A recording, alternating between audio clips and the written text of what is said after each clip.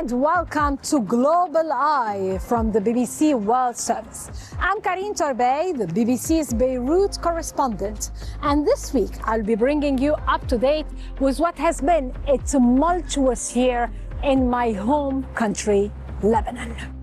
In the next half hour, we will bring you some of the best of our global investigative journalism and reportage. Just over a year ago, Israel launched a sophisticated and unprecedented attack on the Iran-backed political and armed militant group Hezbollah, detonating thousands of pagers and walkie-talkies booby-trapped with explosives across Lebanon. It was the opening strike in an Israeli campaign that would cripple Hezbollah and leave much of the country devastated. I'll be exploring how what happens here could shape the future of the entire Middle East. Later in the program, we'll be in Hong Kong, where new crackdowns have meant only people seen as loyal to Beijing can hold public office.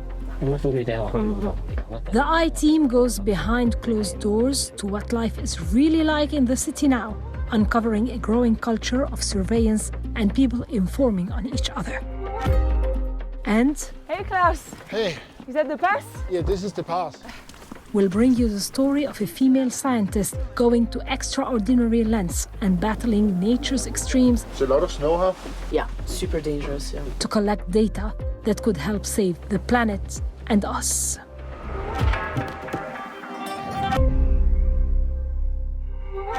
I was born in Lebanon and I've been reporting from here for the last decade.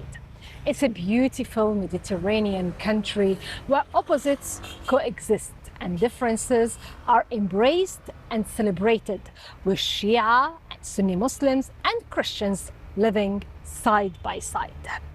But Lebanon's place in the world, bordering Israel and Syria, two of the region's most influential players, means it's been in the middle of conflict for decades. And over the last 12 months, Lebanon has been through one of the most turbulent chapters in its modern history, with a brutal conflict escalating between the Islamist Shia group, Hezbollah, and Israel. This is one of the sites where an unprecedented event took place last year. On September 17th and 18th, thousands of pagers and walkie-talkie radios booby-trapped with explosives detonated across Lebanon. The devices belonged to members of Hezbollah. Dozens of people, including civilians, were killed and thousands injured.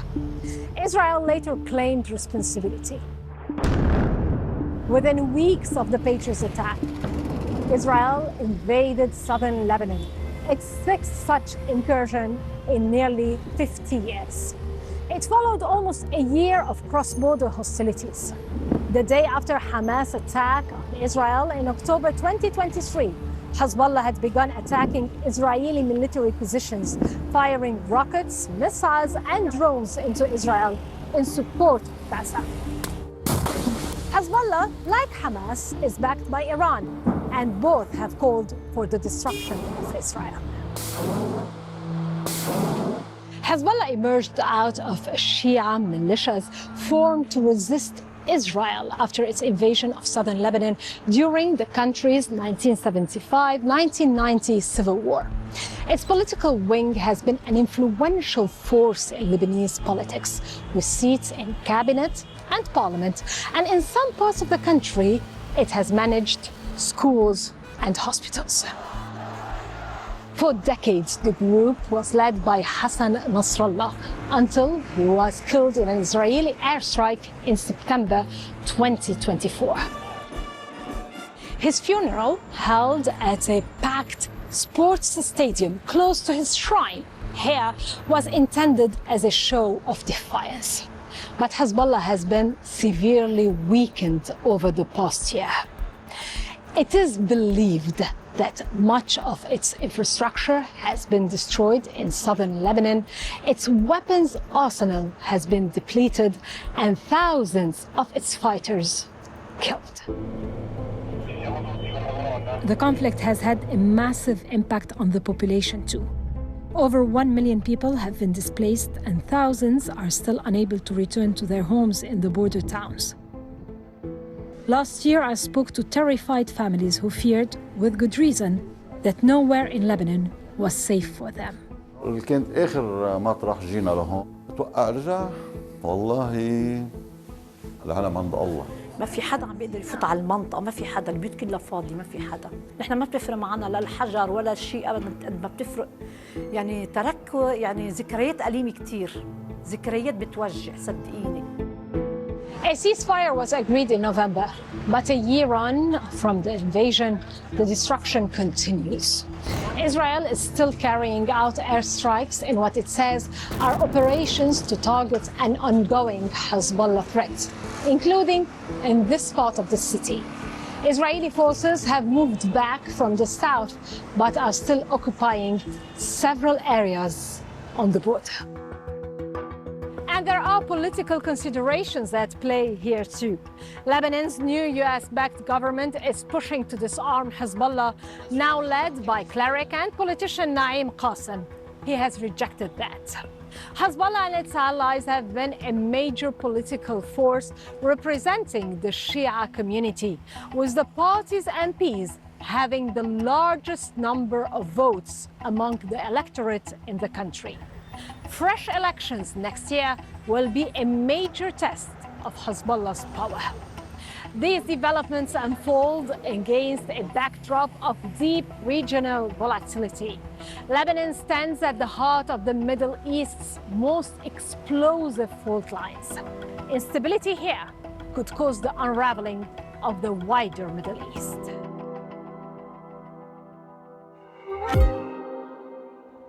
Now we're going to take you to Hong Kong, where the BBC I team has been investigating the rise of Patriots-only rule, legislation brought in by China to ensure only people it deems patriots can govern the city. Critics warn Hong Kong is drifting towards a climate reminiscent of the Cultural Revolution, with the arrest of opposition figures, the silencing of critical media, and the growing culture of surveillance and anonymous reporting.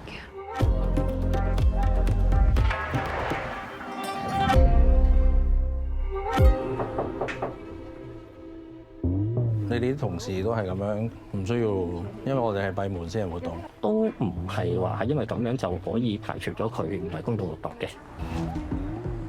When Britain returned Hong Kong to China, the territory's freedoms were guaranteed for 50 years.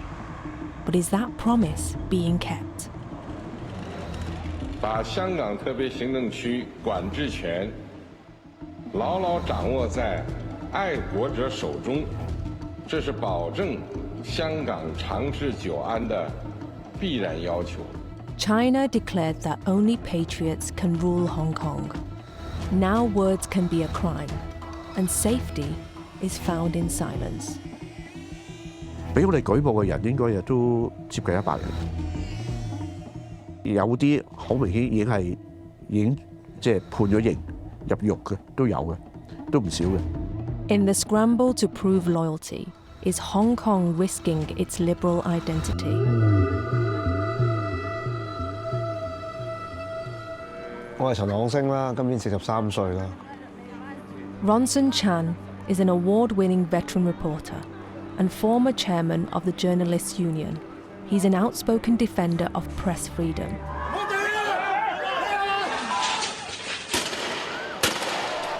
Ronson's popularity grew when he live-streamed the 2019 pro-democracy protests to millions of viewers. 以前咧喺政黨啊、支聯會嘅位啊，而家就話呢個香港紮作文化推廣中心。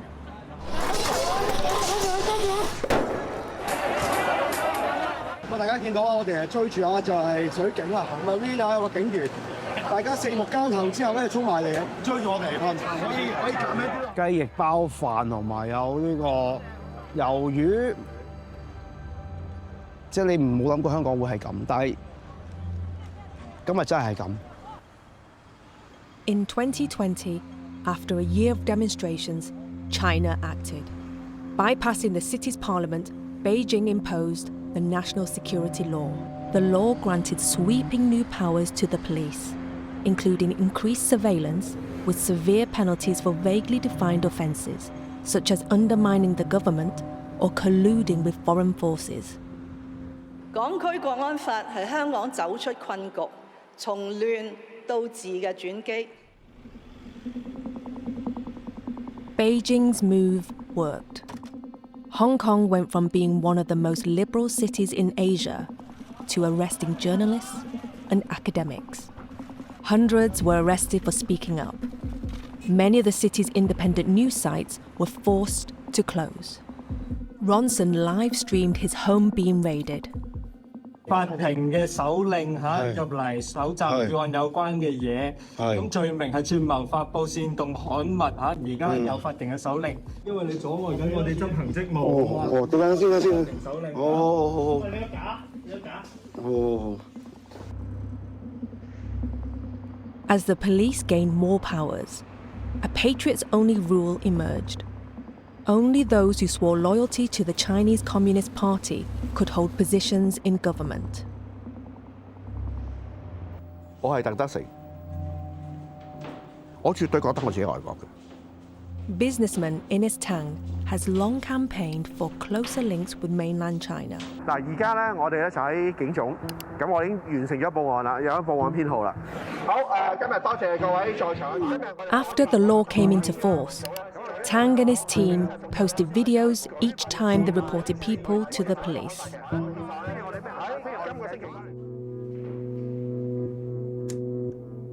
They monitored the media for possible cases.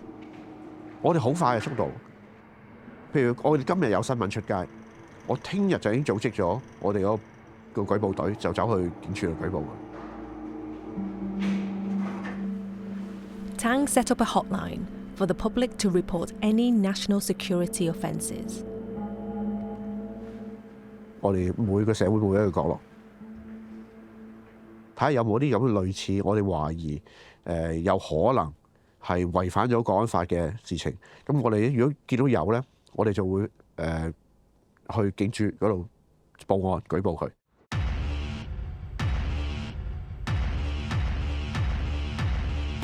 Tang says he used his own money to organise rallies in support of the police as they took on the pro-democracy protests.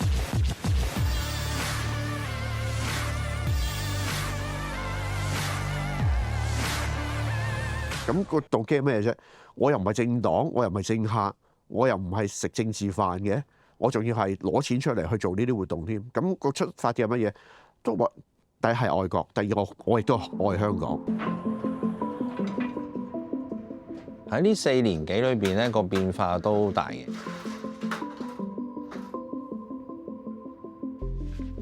我叫做龐一鳴，即係一拳書館嘅老闆。As a culture of anonymous informing takes hold, at least 32 political parties, activist groups, and media outlets have shut down.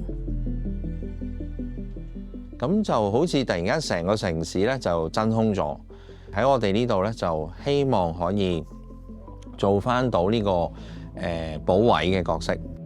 Tonight, Buck Punch is hosting a talk about the war in Ukraine. 姓龐嘅，龐生，龐生，係。咁啊，蘇小姐，我同你講啦，就因為我哋收到個投訴，你係冇領取到嗰個公眾娛樂場。因為一直都你哋啲同事都係咁樣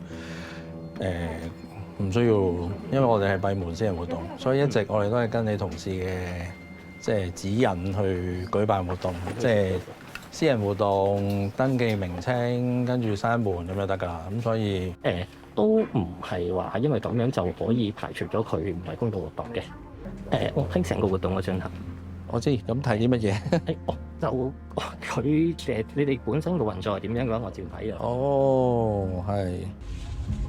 如果你認為即係我唔喺度睇嘅話咧，咁我做翻個記錄，咁我知道先嚇，咁我知道先。但係個問題就話，因為我哋係會有需要繼續調查嘅。係。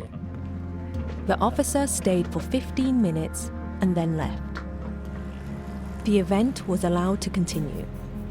He came back 2 more times that evening, and told Pong he might be prosecuted for hosting a public event without an entertainment license. Pong says Book Punch has been inspected as many as 10 times in 15 days by different government departments. 好聽到你哋咧都明白到咧我哋14-5規劃同香港發展嘅關係啦。Every school now has mandatory lessons designed to build national identity in young people. 我叫做陳女玲懿，咁我從事教育工作已經有整整50年㗎啦。公民教育同埋國家安全咧，其實係唔可以將佢分割嘅。Chan Loi Ling Yi helps schools promote a stronger sense of Chinese identity.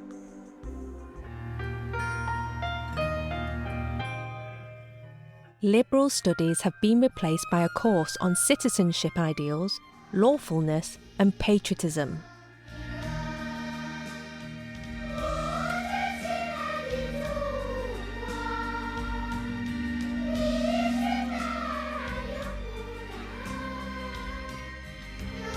Books which contain so-called bad ideologies are purged from public libraries. Some new textbooks falsely state that Hong Kong was never a British colony.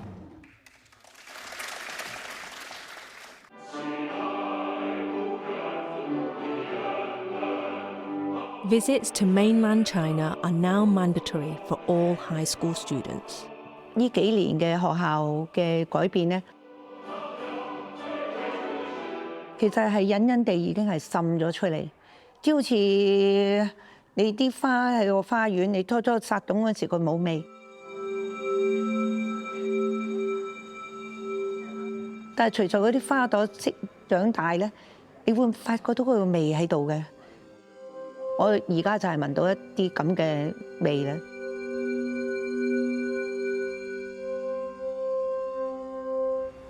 Ronson Chan says press freedom in Hong Kong has been decimated. Whilst live streaming, Ronson was arrested and charged with obstruction. 你用咗兩條咁犀利嘅法例對傳媒嘅話，對傳媒一定係有個寒蟬效應啦，一定係會大家好小心去講嘢啦，好擔心啦。即係法官、法庭覺得你哋做嘅報導就你嘅政治立場係唔支持政府嘅，所以你做嘅報導就係政治性嘅，你就已經唔係新聞機構啦，所以咧你就係有煽動啦咁。Worried that the rise of the Patriots has gone too far, Tang has stopped reporting suspects. 每一件事咧，你做過咗龍咧，一件好事就會變一件壞事，因為過度咗之後咧，就變咗極端民族主義。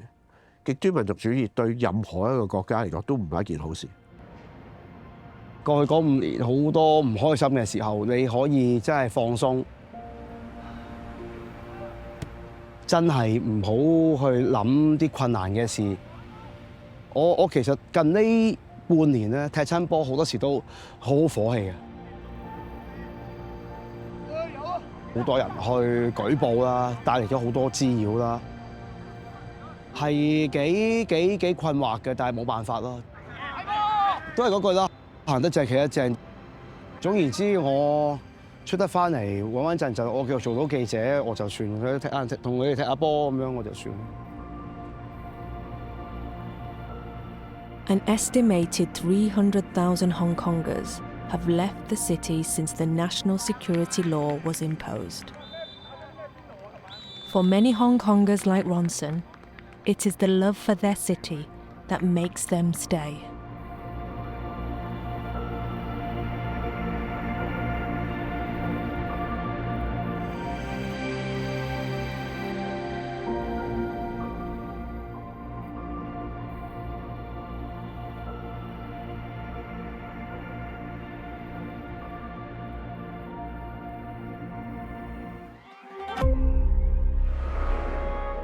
Now, here's some of the best content the World Service has produced across the last few days. For twice weekly analysis of what's going on inside the White House, catch Americast. This week, the team go behind the scenes of the Gaza ceasefire deal. And regular viewers may remember that a few weeks ago, Global Eye came to you from Alaska, presented by Anna Holligan. While she was there, Anna met a local community powering itself from a micro-energy grid, and the scientists turning mushrooms into insulation. Hear more on People Fixing the World. Listen to both of these on BBC Sounds or wherever you get your podcasts. Now, the extraordinary story of a female scientist undertaking challenging expeditions, navigating glaciers and hurricanes. Heidi Sylvestre is a glaciologist battling nature's extremes to collect scientific data that could help save the planet and us. This is her story.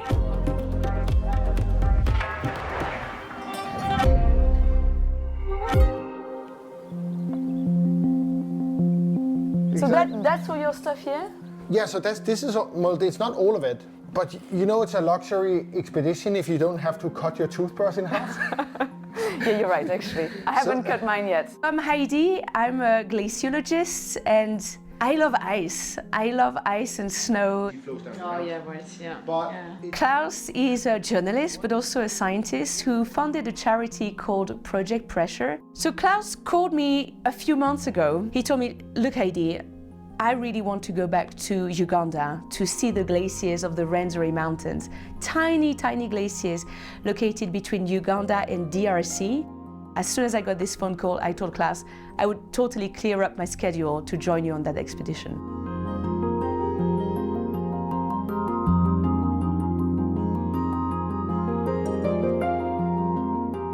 So the goal of the expedition is basically to map the beautiful glaciers of the Rwenzoris. I mean, this has never been done before. So we are truly pioneers traveling to probably one of the most extreme and one of the most remote environments on Earth. We use two different tools. We use drones to basically take a lot of pictures of the surface of the glaciers. Putting the pictures together gives us a 3D model of the surface of the ice. But then we also need another instrument to measure what's happening beneath the surface of these glaciers, and this is where I come in. We need to totally lay this out, so I don't know if you want to take one end. You just tell me what to do. You're the boss. You see Yes, the little okay, socket sure. here. Ready? Sure, let's go. My job is to pull a ground-penetrating radar, which is an instrument that basically sends radio waves through the ice, and we measure how long it takes for the radio waves to travel through the entire ice thickness. Oh yeah, things are happening, for sure. If they take a long time to travel, it means that there is a lot of ice underneath our feet, and if they don't take a lot of time, it means the ice is very thin.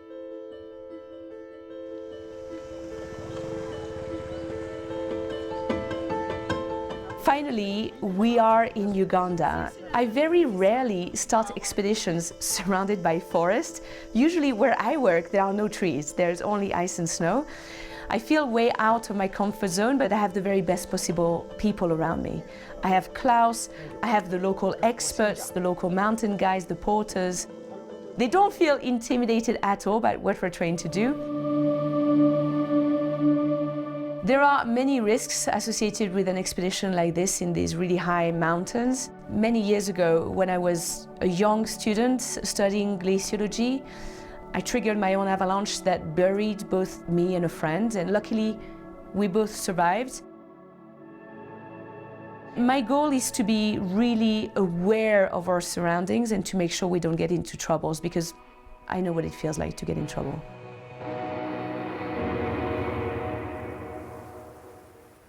Hiking through a very dense jungle is overwhelming, but it's also incredibly beautiful. So we continue going up the mountains. The air is starting to get a little bit colder. We feel the humidity even more. There is fog dancing around those trees. It feels like we're surrounded by kind of like very old landscapes that has been totally left untouched by human civilization. Hey, Klaus. Hey. Is that the pass? Yeah, this is the pass. We finally reached Scott Elliott Pass, and from the village, from the community, it has taken us 4 days of walking to make it here. But we're almost there, just another couple of hours of more hiking to reach base camp. You can put it over there. Thank you.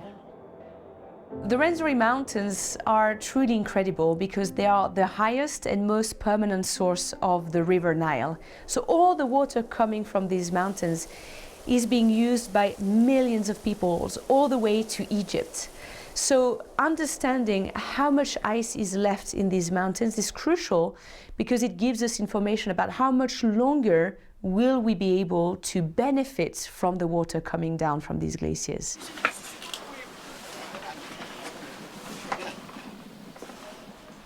So base camp is where our research expedition actually truly begins. Our plan is to hike a couple of hours to reach the Stanley Plateau, which is the largest ice mass in the Rwenzori Mountains. As we woke up, I turn on my headlamp and I notice that everything around me is covered with many, many inches of snow. It's a lot of snow, huh? I think it's super tricky. It's going to take us twice as long to get up there. It's super dangerous. Yeah.